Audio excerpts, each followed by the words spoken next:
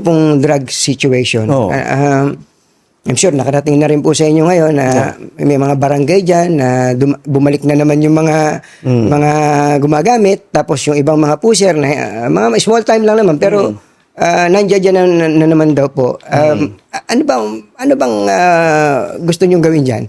Kaya ang gusto namin gawin dyan, pareho na naman dun sa sinatawag ko yung maliliit versus yung maliliit na project. Dahil ang pinanteriya namin kung saan pumapasok. Kaya kung makita mo, yung nahuli namin na sabu, napakalaki na, laking tonelada as compared sa mga nakaraang panahon. Opo. So, malaki talagang nahuhuli namin. Kasi hinahabol namin yung malalaking shipment, pinupuntahan namin yung malalaking warehouse, at saka yun. Pero, ang pinakamahirap doon ay buwagin yung sindikato. Opo. Dahil ang sindikato, kasama na dyan yung police, kasama na dyan yung local government. Ang laking pera eh. Opo. Ang laking pera talaga nila. Ang dami nilang pera. Kaya kahit sa'yo, yung mga judge, kaya nilang bilhin lahat. Para prosecutor, kaya nilang bilhin lahat. Walang panama yung sweldo nila sa gobyerno doon sa binibigay ng mga sindikato. Kaya yun ang binubuwag namin. Yun ang pinaka-importante. Ngayon, hindi na namin binigyan ng atensyon yung nasa baba. Yung nasa baba. So, dahan-dahan bumabalik. Kasi sabi ko yung operation natin, kailangan malaking seizure. Kailangan malaki. At saka nakakahuli tayo ng mga drug lord talaga. At saka nakakasuhan natin at naikukulong natin kung talagang guilty. So, ngayon, in the same vein, yun nga, part of the lesson of these elections, let's go back to yung sa grassroots level. Opo. Na kung inaalala ng tao, sinasabi, nung nabalikan dito, asikasuhin natin. Wag na sige, tuloy natin yung malalaking drug bust. Tuloy natin yung mga ikukulong natin yung mga sangkot dyan sa drugs. Pero, tignan muna natin yung mga small offender. Sinabihan ko na nga ang DLG, nakausap ko si Sec. John Vic. Sabi ko, tama rin naman. Kasi hindi magandang tignan yung lugar mo.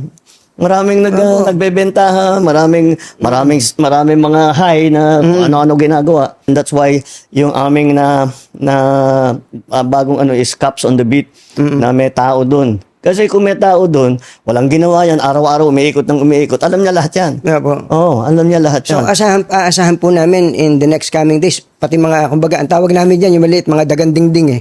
Mga dagandingding, uhulihin na rin sila, hindi na sila pababayaan ng pulis. Hindi puro big time. Ay, kasi talaga, iniiwasan ko, yung basta may suspetsa, o may hinala, o may sumbong, basta huli, papatayin na lang, di ba? Wala yun, naman. doon kami lumalayo. Opo. Doon kami lumayo. Dahil talagang ayaw ko yun. Dahil hindi naman dapat gawin yun.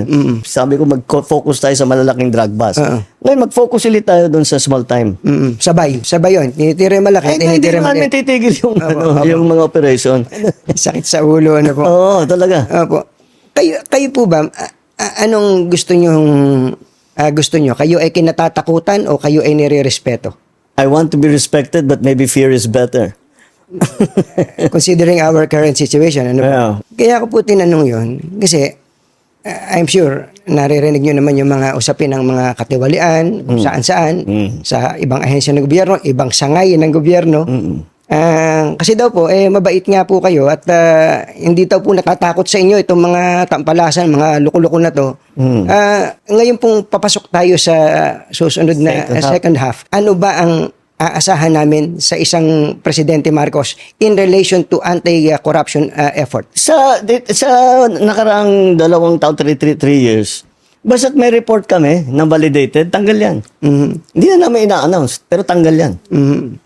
Kadalasan. Marami na talagang, pero hindi na namin pinag-usapan kasi gulo na naman eh. Kasi basta umalis ka na. Kundi kakasuhan ka namin, kukulong kita, umalis ka na lang. Marami-rami na rin. Pero sir, ang laging sinasabi, I am resigning due to health reason. Parang binibigyan nyo pa ng graceful exit eh. Hindi tuloy natatakot yung iba na gumawa eh. Pero ang gagawin natin, performance review. Maganda naman ang takbo, pero performance review. Para ito yung target natin, ba't di natin naabot? O ito, nakuha natin. Ito, overpriced na naman. Ito yung ganito, ganyan. All of these things that, performance review. Titignan namin, bakit mabagal ang baba ng serbisyo? Ano yung gagawin natin para pabilisin? Yun ang importante. Sir, wala ba kayong sisibaking gabinete ngayon? Kasi marami pong, parang the people are lusting for blood eh. Parang ganun po eh. Yun yung pinag-uusapan natin kaninang, baka dapat mag-sample kayo para kayo katakutan din po. Baka mangyari yan. Dito nga, sa ginagawa namin performance review, yun ang warning ko sa kanila. And that's what we will have to look at again. Kung talagang may nagkukulang o corrupt, kung talagang masyadong mabigat yung kanilang kasalanan, kasuhan na namin. Tignan natin kung ano maging resulta nitong performance. Ang bait nyo, sir. Ha? Ang bait nyo talaga. Bakit? Palagay ko naman, kung happy kayo sa iba, meron kayong hindi kayo happy sa iba dyan eh. Yung mga hindi ako happy, tinanggal ko na. Wala na bang tatanggalin? Kung hindi sila nakapag-perform na mabuti, Opo. ito nga, sasabihin, pakinggan niyo yung tao. Opo. Madami kayong dahilan, marami kayong katwiran kung bakit hindi nangyari, bakit hindi nabuo, bakit nakatagalan, ganyan. Sabi ko, hindi interesado yung tao dyan. Hindi, ano ba, kailan ba? Kailan ba gagawin? Kailan namin maramdaman yan? Hindi mo naman masisi yung tao, tama naman sila. Kayong may hawak ng gobyerno, ayusin ninyo. Huwag nyo nang isumbong sa amin, basta't gawin na ninyo. Opo. Yun actually, that's the lesson we learned from this election. Don't explain it to us anymore, just do it. Tama na yung mga magagandang paliwanag with the good statistics at saka kung ano mga drawing. Basta gawin na lang ninyo.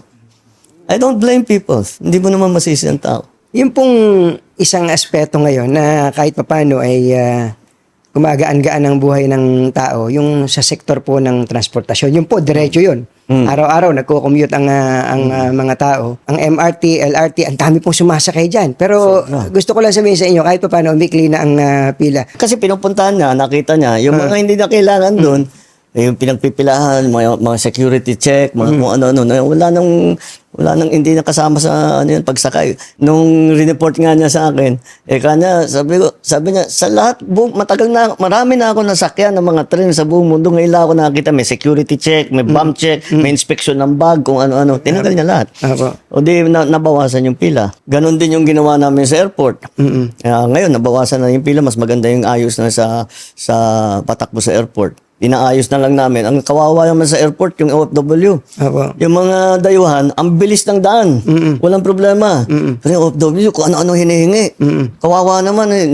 Yung RF code, may ID, may clearance, na kung ano-ano, bago sila makalabas.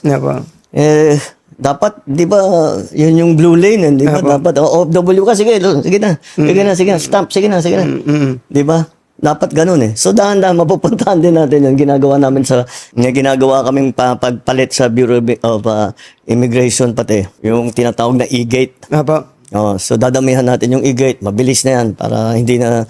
Yun ang pinag-usapan ko, yung maliliit na para siguro, kung nasa, inaintindi mo lahat ng iba't ibang sistema, maliit na bagay lang, pero hindi eh.